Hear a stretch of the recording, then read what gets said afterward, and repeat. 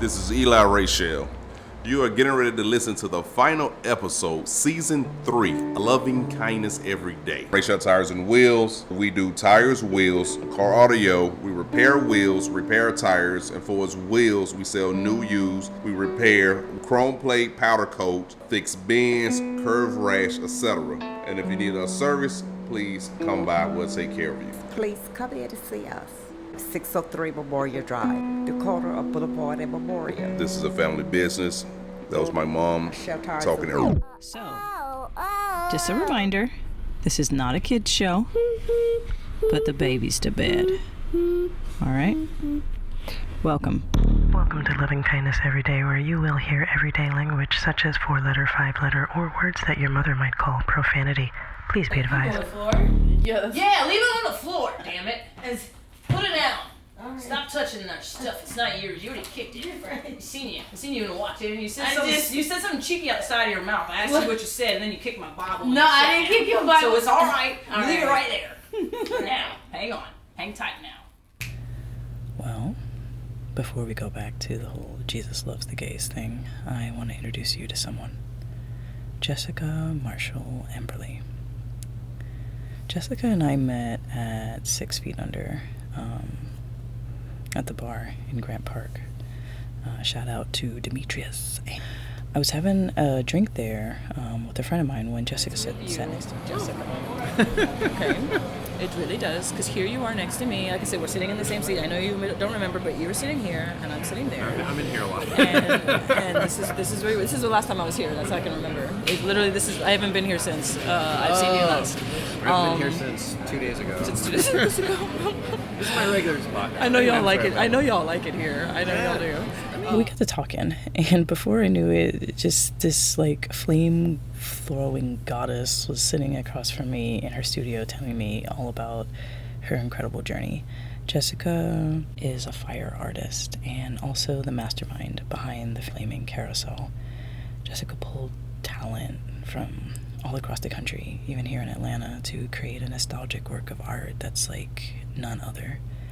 It's second to none, and literally the carousel of your youth on fire, with flame rolling over your head while you're seated on art. Each one of these seats or creatures is an amazing twist between what's real and what's fantasy, all with backstories, and it's something I could talk all day about and enjoy the experience, the Flaming Carousel. But that's not what today is about.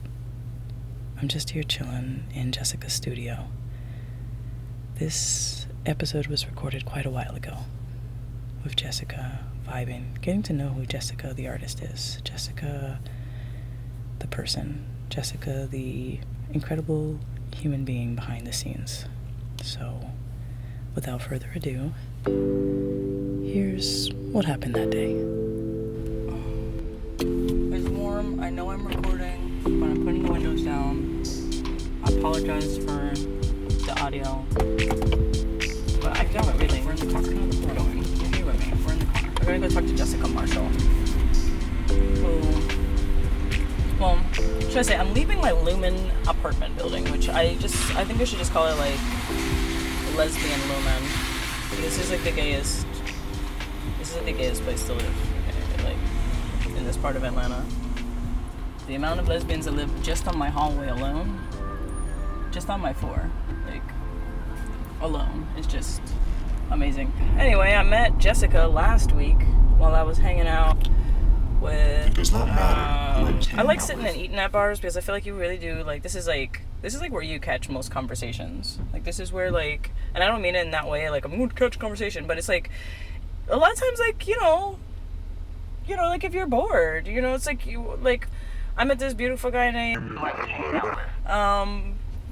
but I met him because he says, oh, I could have like just drank beer at home, but I decided I'm gonna come out and like treat myself, and I'm gonna like sit here and have like something to eat, and maybe I'll talk to somebody or whatever. It's like you catch a conversation, like you go out, I suppose Atlanta food hall style. You might find somebody to talk to. I mean, maybe not. Maybe you don't feel like it, and that's cool. But like, you know, it's always a possibility, and that's nice. You know, you want to open yourself up to the doors of the possibilities anyway.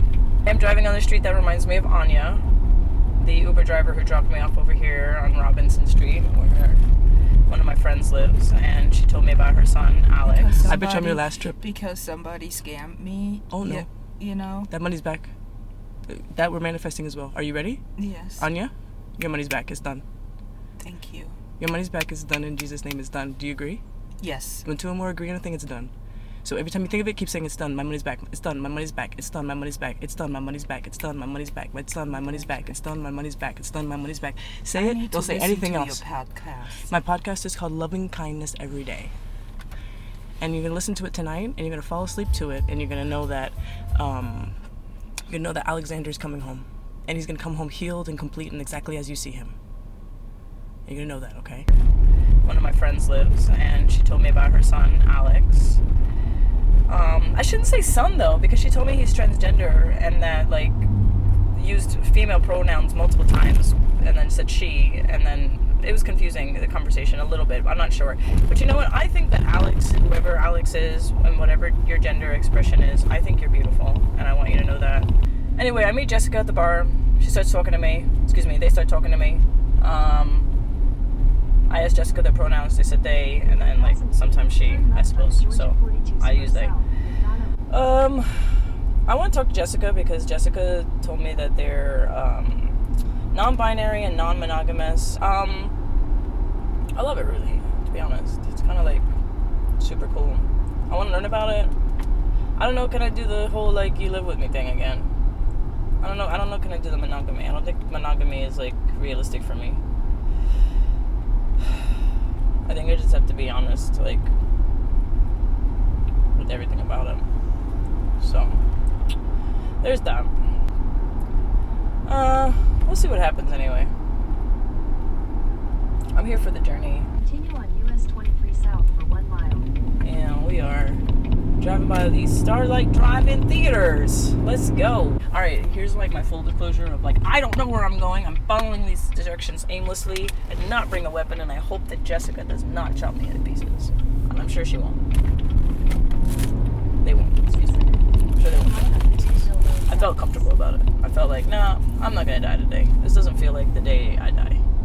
Turn right onto Fayetteville Road Southeast. You will arrive at your destination. Slow down, says the sign. It doesn't even know how fast I'm going. Talk about slow down. You don't even know how quickly I'm going. I'm going 16 miles an hour. So there's like a lot of construction and like asphalt and like stuff back here. And I know Jessica told me that they do like big art. So I think they're gonna have some massive piece of art on my property when I build my own Calloway gardens. I got a studio made in there too. I love that. That's awesome. Yeah. Oh, I love you. What? Whoa, that's wild. What? You're gonna see this. You're gonna hear this. What's You're that? gonna hear this. What's that? Okay. Oh, hey. You're gonna. Okay, wow. Because you're wearing a Calloway Gardens shirt, Oh, yeah. and I literally was just kind of like, I don't usually do this, but Yeah. I started kind of thinking my thoughts out loud as I was driving and recording, and one of the things that I said, like not even 5 minutes. I'm sorry about all the noise that was happening while I was driving and when I got out of the car. I know it's not ideal. Here we go. I was kind of talking about you and like howdy. what you do. We're doing Hey a- there. Hey, doing how a are you? Little talk. Doing a little talk. How are you? I was like talking about you and what you do, and that you do like really big art. Yeah. And no word of a lie, what I said was, I said, Jessica, they're gonna like make me something big, like for my own Calloway Gardens when I build it. Yeah. I literally said that as I was driving in, and so when you meet me with the shirt that says Calloway Gardens, I'm like, wow, you actually kind of blow me away. Well, it's interesting because I almost didn't. I was going to wear a different shirt today and something at the last minute. I'm like, nah, I'm going to use that one because I might get paint on it, and this one I don't care as much for. Yeah, So. 'cause that's my last name. Yeah. Oh. I suppose we should talk about like how we got here, because it was crazy. I was talking about you when I was driving here. I told you I Sitting don't next to usually each do other in this. a bar, and That one. I overheard you talking about something, and I had to say something. And I'm kind of an introvert. I'm generally a rather introverted person too, but some reason 6 feet under, I'm just like super comfortable there, and it's got such a friendly vibe to it, and some part of it.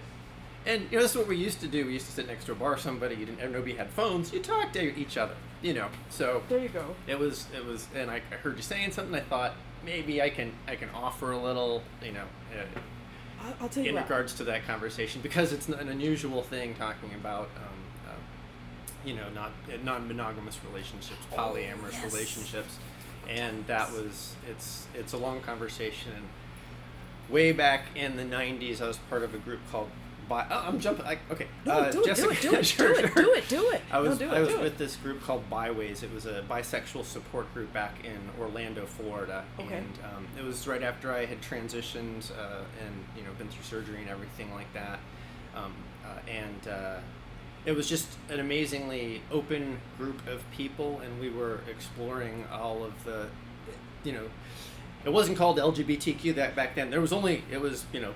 Lesbian, gay, right, and bisexual was people who hadn't figured out their minds yet. You know, they wanted to do all of that stuff, and then of course polyamory got involved, and also leather. You know, the leather got involved. We were just exploring everything. We were in our 20s, a bunch of hot people. It was awesome. I love that. So we, you know, had a lot of conversations about what it means to be polyamorous and how to, you know, have good, honest relationships about that. It's not just because you're polyamorous doesn't mean you want to sleep with everybody. You know, there's still primary relationships and tertiary relationships, and maybe there's triads, and having those conversations in the 90s, you know, back before there was a whole lot of internet, it was hard to find information on that. So when I hear people talking about it, I still feel like I'm kind of an activist in some way for that, you know, in the midst of everything else. So if I felt like I had something to offer that wasn't being intrusive, so I said, okay, I'm gonna step in and maybe throw a few words out there, because I know that a lot of people are exploring that. And for all of the information that's on the internet, it doesn't mean that you actually find the truth. You know, it's not, there's so much information out there that it's easy to just get lost or get caught up in what you're looking for. It's not like you get presented with a lot of information that isn't in your normal wheelhouse. You have to go looking. Whereas the old sitting next to somebody in a bar, there's no, I didn't search on that. Having a conversation. It just Just happened. It's just having a conversation. So, yeah, you know, I was sorry, go ahead. No, that's okay. I'll go back a little further. Jessica Marshall Eberly. I got 3 names. There we go. That is my full legal name.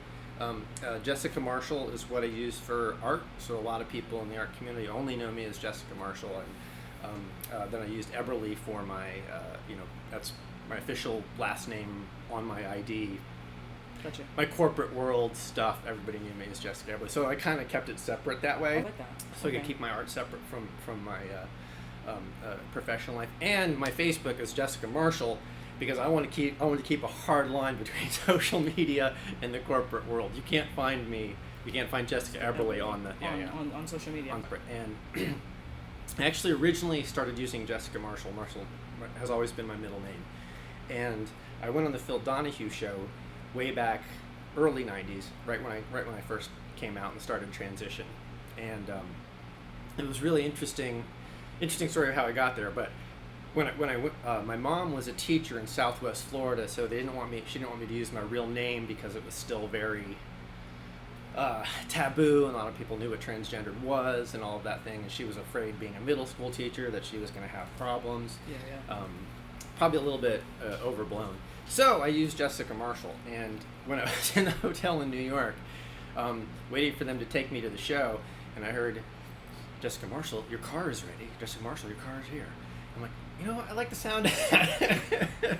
So then I just started using that for everything where I wanted to, fully express myself, and that became a big part of art. And then I think it's just got a nice flow, Jessica Marshall, you know.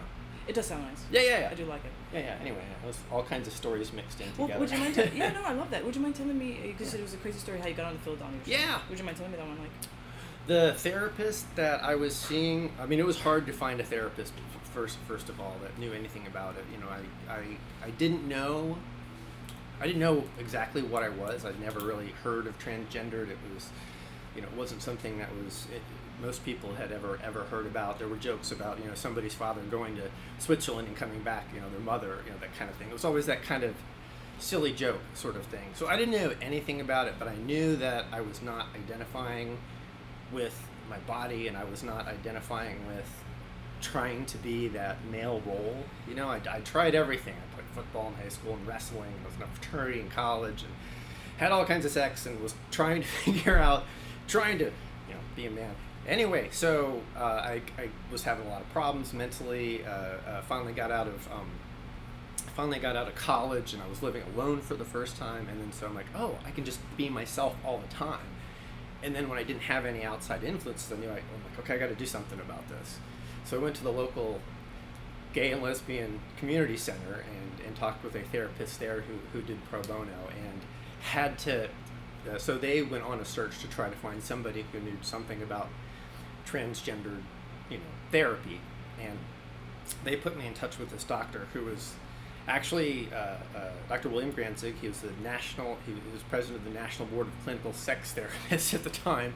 Strangely enough, weird coincidence, and the Phil Donahue Show sometimes would call him and ask him if he had any ideas, and so he asked me if I was interested, and I was like,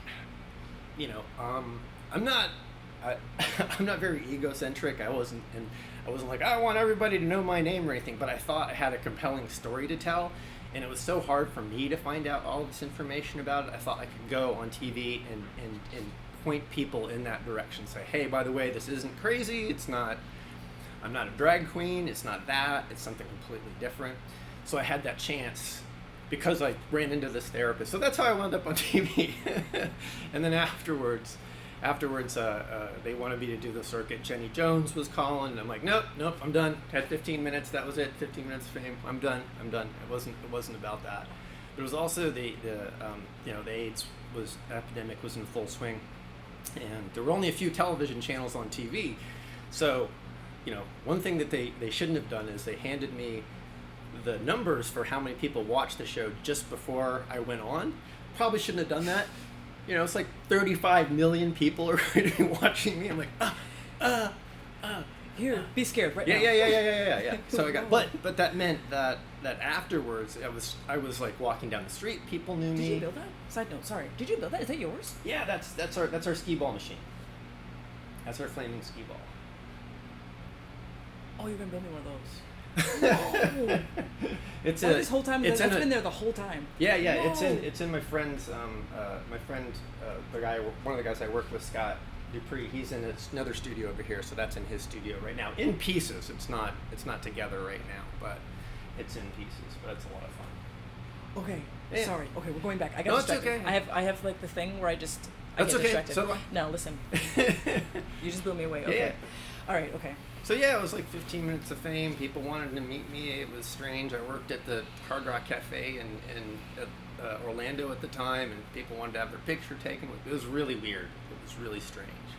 And it was back before social media and everything like that, so this sort of thing was unusual. So I have about like 1,000. Anyway, yeah, I just that was like 4 stories that just sort of mixed in together. No, like honestly, like it's beautiful because it's brought up so much in me. I have to be honest with you. A few things you've said. One was that the reason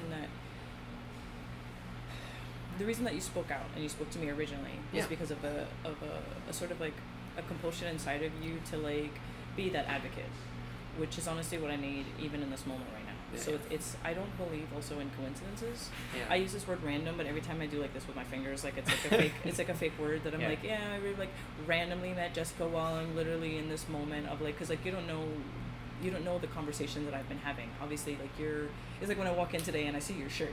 Oh, and that's why I was like, I'm blown away. You're just like, this is just a shirt I put on. This is what I got going on, whatever. But it's like, for me, it was wild because it was just like I had just spoken about that, right? And it's almost like a foreshadowing for this conversation that we're having like right now. And I was totally going to wear a different shirt. I love that. Like I was and then at the last minute, I like switched and I go, oh yeah, I really like that Callaway one. I'm like, it doesn't, it was interesting. So as like I've had this moment right now, right? So I'll be honest with you, like there's a few things that you said, and even a conversation, like the most recent conversation that I've had that I recorded with another person who like, I was kind of free, and I want to be honest with you that the most recent conversation I had with that person who also identifies as non-binary and uses all pronouns, and we kind of had this conversation very recently, like I think maybe not even 48 hours ago. Oh, wow. And I was really like driving home this point of not changing your body, and I'm gonna say it, and it's okay if you don't answer my question or whatever, but this is where I'm at, is the things that I was saying. I was like, I've never met anybody who has turned their penis into a vagina as having regular and frequent successful orgasms. Oh. And that's been my thing. Oh.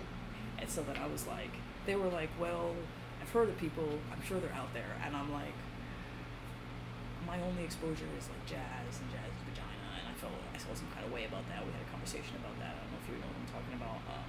There was like a TV show that was out. It was about a young transgender girl. I don't know. Do you know? If, No.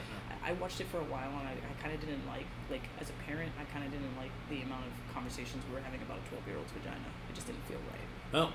For me, that's where I was at. And it felt weird, and it was like a lot of like, as soon as you get your vagina, you'll be better. And then now we see Jazz, and Jazz looks like not well. And so I felt like, I'm just being honest, like I felt like this isn't maybe the best thing. And so then I don't believe in coincidences. Then now I get here and I have this conversation with you where I literally told the other person the other day, I was like, I'm willing to sit down and talk to anybody to change my mind, and maybe you can, and I don't know, maybe you feel the same way. I don't know. I throwing it out there. No, I had 3 goals after surgery. Sex with men, sex with women, and sex with myself. Not necessarily in that order. Okay, all right. And my first experiences were amazing.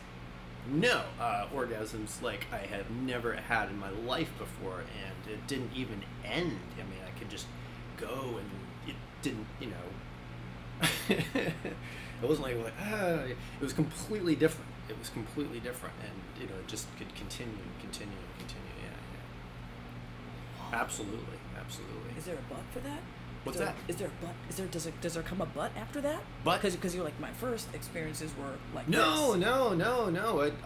I've had crazy awesome sex for years. Yeah, I got around a lot after that for sure. I was also 6 feet tall, 26 years old. Very thin, very pretty. I had sexy. And I didn't have any hang-ups about being promiscuous. Yeah. Why should you? Because I didn't grow up with that being something bad. I grew up. Yeah. Oh, you get around. Oh, that's good because you're a boy. So of course. So I didn't have that problem, and so I explored everything. Definitely as I've gotten older, it's been much more infrequent. Now it's more friends with benefits. Don't tend to date that much anymore. I'm busy. I got stuff to do. But I've got some friends that if the moment hits us and it's not a big deal. That's hilarious. So, no, the sex is it's been great. So the universe telling me I'm wrong, basically, right? I love that because I love that for me.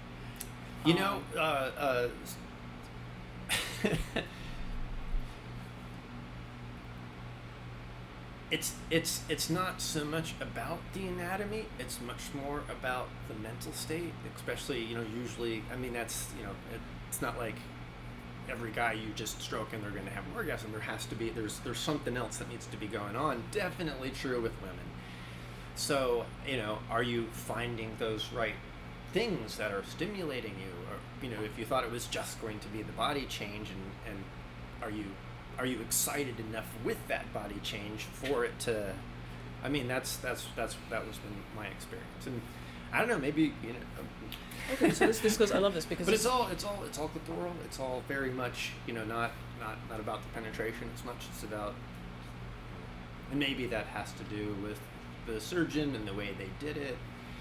I can get into some specific details about this, but yeah, they took the head of the penis and they used that to create the clitoris. Yeah, so that makes it very sensitive, very highly sensitive. It's the same nerves, that would normally be in. So But it's not like I just rub and get off, though. I've got to have the right mindset. I got to be in the right situation. That's part of what drew me into S&M, because that turned me on like crazy. Whips and chains excite me for sure. Oh, this is hilarious. I love you. Screw the roses, send me the thorns. That's okay. Wow. Okay. So this goes to my bigger for me it was conversation. all mental. Really. Okay, so this goes into a bigger conversation. Yeah. That do you want anything to drink? No, don't mind. Okay, I'm gonna grab a Gatorade. Yeah. I am thirsty. Parched, yeah, for sure. Gatorade, water, Pellegrino. There we go. Have fun. Yeah. Whoa. Okay. Yeah.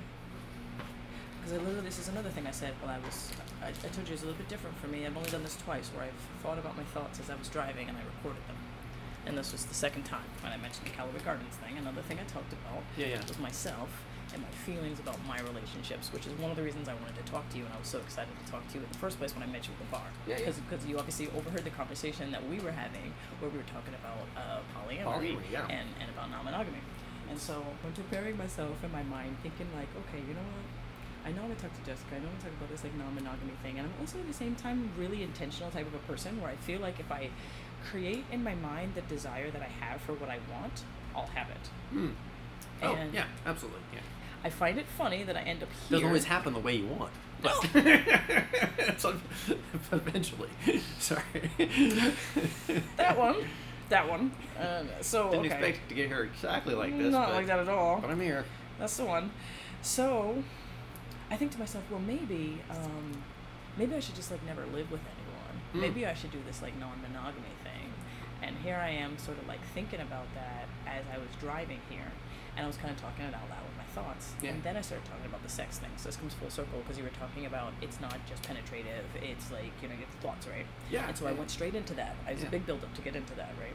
And so I think to myself, much okay, like well, exactly. anyway. Precisely. No, but for real. So then I think, Jessica, I'm like, well, I'm just giving out free orgasms because I'm also into like SM, and so it's like, well, if we're not going to be like on the same like, I'm like, listen, I'm into BDSM, and if we're not already going to be like that, like for me, it's like usually like a relationship, or it's like definitely a big time conversation, which is still a relationship. Either way, you're still in some sort of a relationship. Yeah. But those are definitely very different relationships if you're talking master slave and the whole. I mean, it depends on what you got going on in your specific dynamic. Right. But either way, it's still a relationship. It's still a conversation. Absolutely. It's still a big setup. Absolutely. It's still not going to be a one-night stand type thing. No. Usually. That even usually has to be more conversation. There's very specific things. What are you into? What are you not into? Exactly. What is okay? What kind of thing? That's huge. Yeah. Exactly. Range. But you got to be honest. Got to talk about it. Exactly. Yeah. Right. And so then, in the lesbian world, that then becomes a relationship. Because that's how lesbians roll. Oh yeah. Like we're not gonna have all these conversations and then you leave forever. Would you ever fuck off? Like that's not gonna happen. Like for me, it's never happened. But then also, hey, I'm willing to then turn around and have a conversation with somebody tomorrow who's like, no, I'm doing that all the time and it's working. And so I'm like, hey, rub that success on me. I'll take it. I'll take that as well. The advice that you thought that you needed to give me at the bar was correct. So I need that advice. Okay, so here we are. It's a big, to say, like, how do you go about it? What are you doing? How are you navigating it? Are you happy? What are things to avoid? Pitfalls, potential, hey, I did that. I've been doing this for 20 years or however, since the 90s. Like, don't do that. That's a bad idea. Right. Yeah, you have to have ground rules. You've got to be open if you have primary. What? So how does that work? There's a huge range of things here. Can we just go like, I am ignorant, educated. I'm ignorant and I want to know. And you can see from my I tried to give you a little bit of a glimmer into my personal window as to understanding of why I want to know. But I'm eager to take in all of the knowledge that you were willing to throw on the sponge. Well, part of I mean, it took me a while to get past the. You've got to be confident in yourself. That was one of the things I was saying. You can't because it's jealousy is usually about your own self-doubt. You're feeling it's not that am I not good enough? And you're putting yourself around the situation. So that's like the first step, is just being confident about yourself and realizing that somebody else's relationship with somebody else isn't about you at all. Now, one of the things the reason I think that non-monogamy and polyamory, well, seems better. I know some people seems to work out for them, but things happen. You meet people, sparks occur. But if you put this barrier around it and start to make it taboo, then it starts to be this really uncomfortable dynamic. I've had a couple of relationships where we were open and never did anything about it. Whoa. Oh, wow. Interesting. You know, it was always out there. So when somebody met somebody, they could flirt with them. They could do anything, and it didn't become this taboo that builds up into this, this sort of pattern of cheating, which can be very exciting and I don't think about the pink elephant. Right, yeah, and I definitely was involved in some of that when I was younger. I was the other woman a couple of times, and learned that it just is better if everybody knows everything that's going on. Can I ask you really quickly? Yeah, it keeps the drama down. Can I ask you about that, about the open relationship? Yeah. Okay, so you said, I know you were in multiple open relationships where you did nothing, right? Yeah. What did it look like, for example, if your partner is out and they end up flirting? Do they tell you? Do you have to tell? Is it, these type of... Well, that's a lot of the ground rules that you kind of set up. It's like, well, is it okay if I hook up with somebody and tell you after? And usually we're along the lines tend to be like, I understand that happens sometimes, but let's take a second. If you're interested in somebody, let me know, so it's not a surprise. Then it doesn't feel like it's what does that look cheating. like? 'Cause that feels hard. That's the one. It hits me right here in my chest. When you talk about just that one. How does that look? Okay, so what I mean is like somebody's interested in somebody else. So both ways for me. Yeah, so for me, it sounds like I have to stop and check in, and almost like this weird sort of like guilty thing. Am I gonna hey babe, I just am gonna have sex? What is this, a text message? How does this look practically? I'm like a show me how to drive person. You can't just explain it to me on paper. Right. Well, I suppose, like I said, it would depend on the situation. Would prefer for you to tell me about it beforehand, but if something does happen, just let me know. So if you prefer to be told beforehand, say I'm the person who but that's me. I've known other people who they just have an open relationship and they don't have to tell their primary partner. That was just me. I like to know because that helped me personally. But I've also known other people who don't talk about it. I was involved with a couple in. And this is an interesting one. I was involved in this couple when I was living in Japan, and he was also married to somebody else back in the United States, and we had that little bit of conversation. He's like, "No, I don't need to tell her about you." We just fooled around.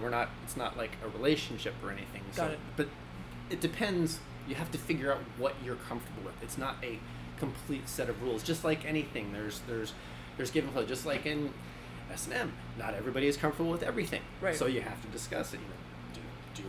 How hard do you want it? Are you okay with nipple flex? Whatever. Yeah. You've got to discuss that beforehand, or at least have honest. I mean, it's just about really being conversations. Honest. Being honest. What are you good for? Keeping. I mean, just like anything, any relationship is about. Any good relationship is about communication, and so it's not it's not a set rule where you always have to. That was just what worked for me.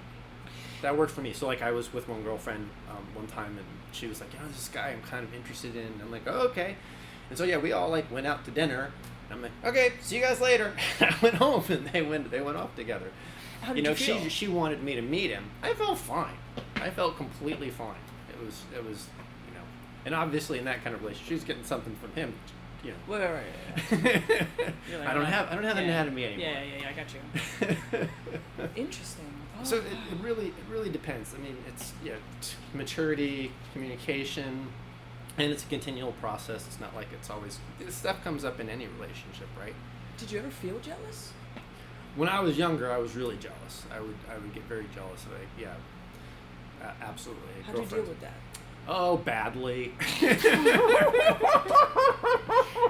I love that you're like I'd be me. jealous Like, and get badly. angry and doing just all the- mistrusting but I wasn't comfortable with myself. That was also pre-transition. I was not comfortable with myself. I had all kinds of doubts about who I am and this person I'm supposed to be, and obviously nobody likes this person I'm supposed to be. If you're interested in somebody else, something wrong with me.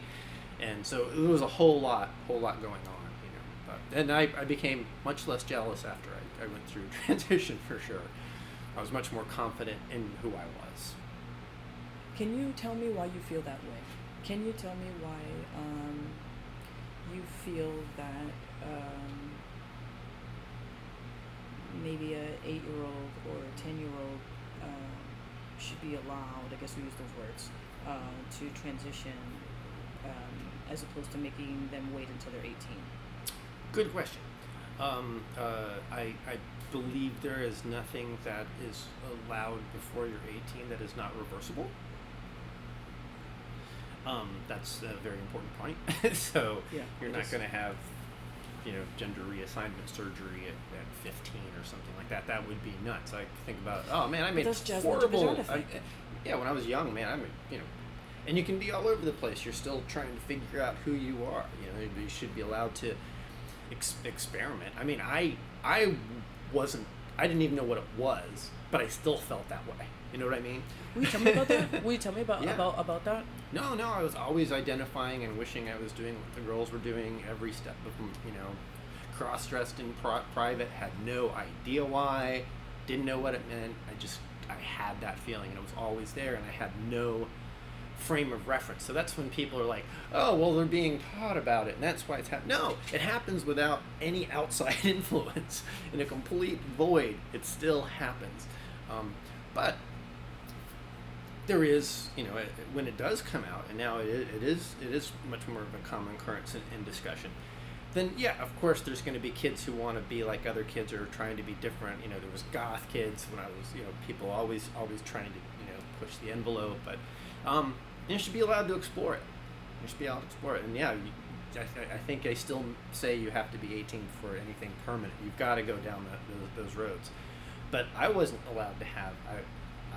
I wasn't even allowed to. They didn't even allow me to have hormones until I was living full time for 6 months, at the age of 23, and that was hard. That was pretty difficult. So, the rules were very specific. There was a thing, the Harry Benjamin Foundation International Standards of Care, and you had to live full time for a couple of years before a therapist would approve. I mean, it's not like it's just given out. There is psychological testing. There's a whole lot of medical stuff, and I'm gonna leave it to the medical experts. And they say it's helpful. It's helpful, and puberty blockers, you know, definitely can help keep things, you know. Yeah, I totally would have done that if I had that option when I was young, for sure. You know, and then maybe that will help with the whole trans athlete thing, you know. Just saying. Whoa, I can't get It's another into part okay. about being an athlete, being Whoa. trans. It's always in the back of my mind. Whoa. Do you want to do that? I can do that. That's gonna strangely be hard. enough, That's gonna be a hard one to do. Strangely enough, the I don't know. Can you change my opinion about that one? well, the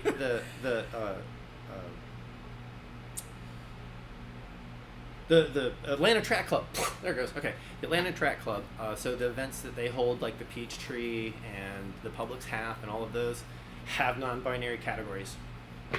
Okay, so that's lovely. Yes, so I've been able to compete in a non-binary category. But at this point in my life, having had no testosterone in my system for 30 years, I don't have an advantage. I have a disadvantage. Fair enough. I Yeah. hear that.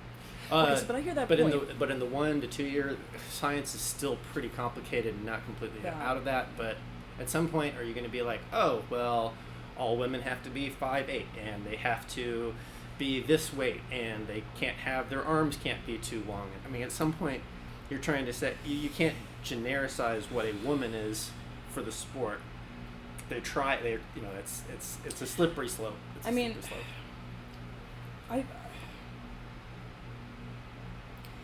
estrogen and testosterone do a lot. I just think that, and again, I will, I should qualify this. Yeah. And I say that I don't have a TV at home. try to stay away from the news as much as I can. Okay. I try to just keep myself pure. There's too much from all of the unrighteousness. I look at too much information. I do.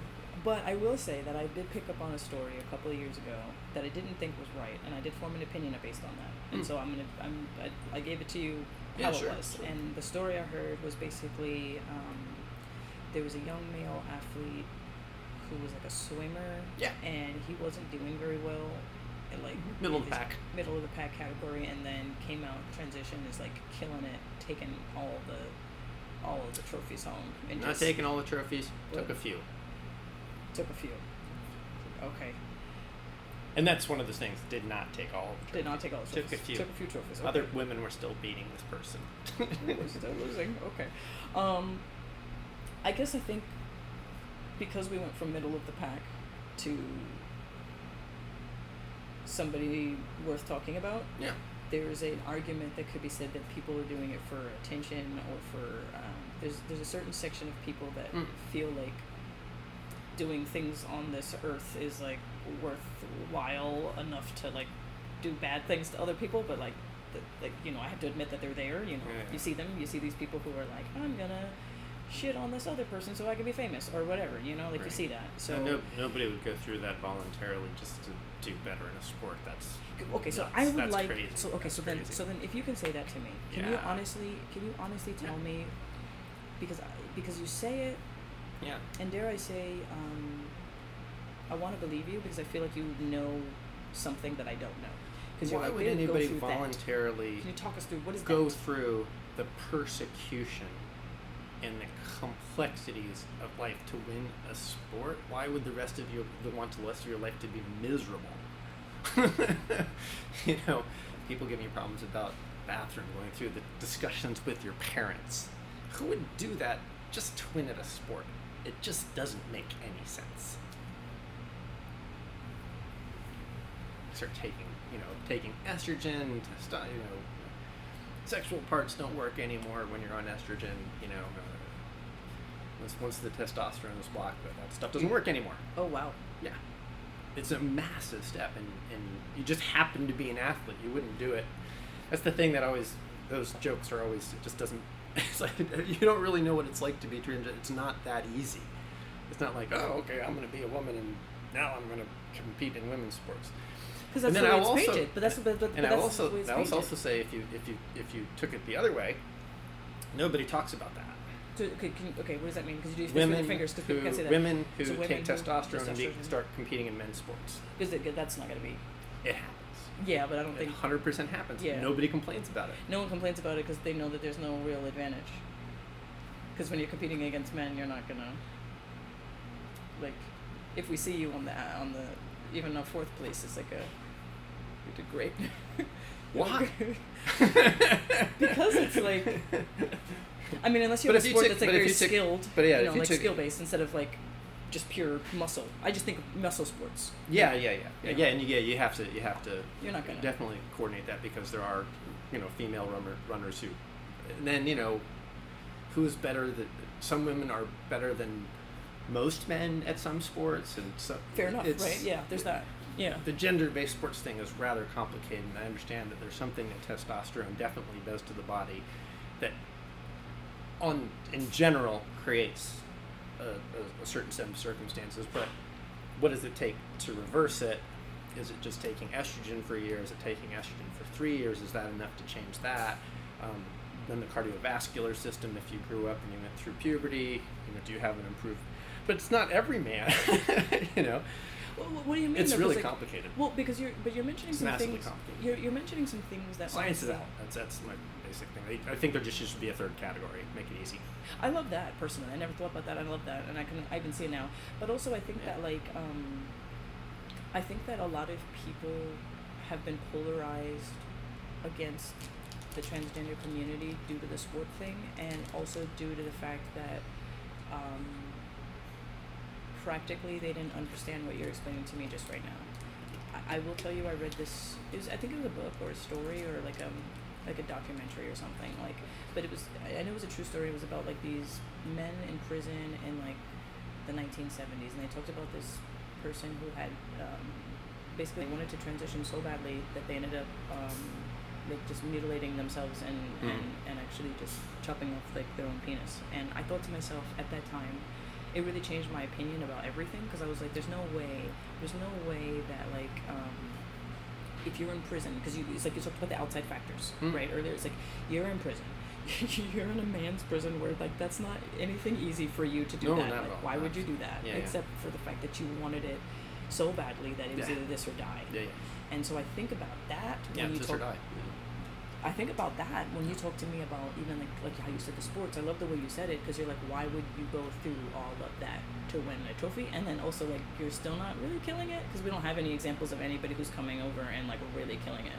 No, that's the other part of it. It's not happening. It's, dare I say, propaganda. Yeah. Well, and that's part of the state of the world that we're in at the moment.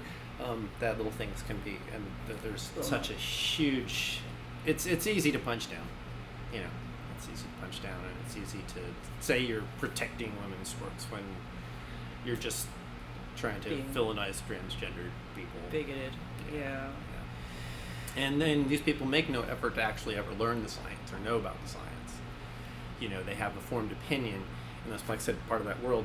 You get stuck in that bubble of where you are now. There's a lot of information out there, but unless you go look, you're not going to find it.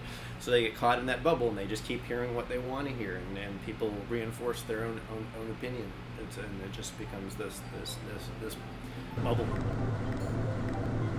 I'm Rob Thompson. Ooh, mindset. Living life in a bubble and changing your mindset.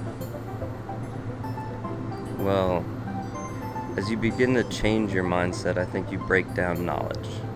And when you break down knowledge, you have the ability to go to the next level. We're constantly fighting ourselves to think we know the answers.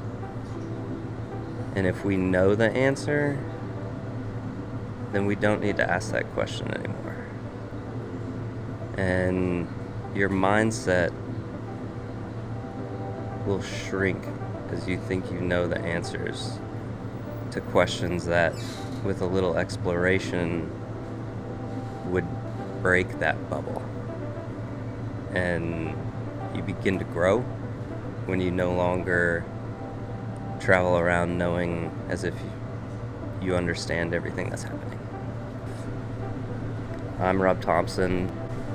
You can always find what Richard Williams and I are up to via Skate ATL. I guess sometimes even living in the city, you don't get the opportunity to just like slow down, smell the roses. I feel like a lot of times we're like walking on the road, or let's say we leave our home and we go for a walk. We're occupied with our devices or chatting to somebody else, in person or whatever. And it's never like a stroll, like a casual walk, looking at the birds and the bees and the butterflies fluttering around. And I feel like oftentimes we take advantage of that, the simple mercies, the ability to walk, the ability to breathe air without having any sort of pain or complications, the ability to see the beautiful things around us. We're so engrossed in our own lives and our own problems and our own situations that we're just like existing like robots, just marching around and prancing around. And where are we really going? So let's take this time just to be a little bit more mindful, and a little bit more present. So that's all for tonight. Well, that's all for tonight. Thank you for listening. Thank you for sharing. And thank you for joining the conversation. I love you. Season 4 will be here before you know it. You remember back in the day when I used to talk about how I didn't want to live with anybody else? Yeah, the house in the back? Mm-hmm. Yeah. Is that funny to you? That is fucking hilarious, because sometimes I want to put my wife out and I just want a little spot for her to go in the back. You're but recorded. You she's say this on the yeah, podcast? Yeah. That's hilarious. What's your name? Because she knows it. What's your name? My name is Tammy. Where do you work at? I work at Barber Logic. What's that? That is the barbershop that I own. It's a luxury barbershop in downtown Atlanta. My wife will hear this and she'll say, hey, you should be inside working. Why are you talking shit about putting me in the back? There you go. That's hilarious. The tide of destiny has turned. The unexpected perfect conditions. Love and success.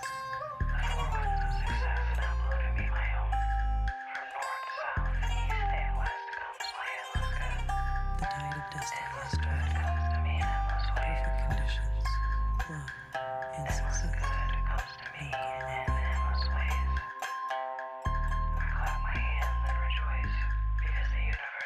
The tide of destiny has turned.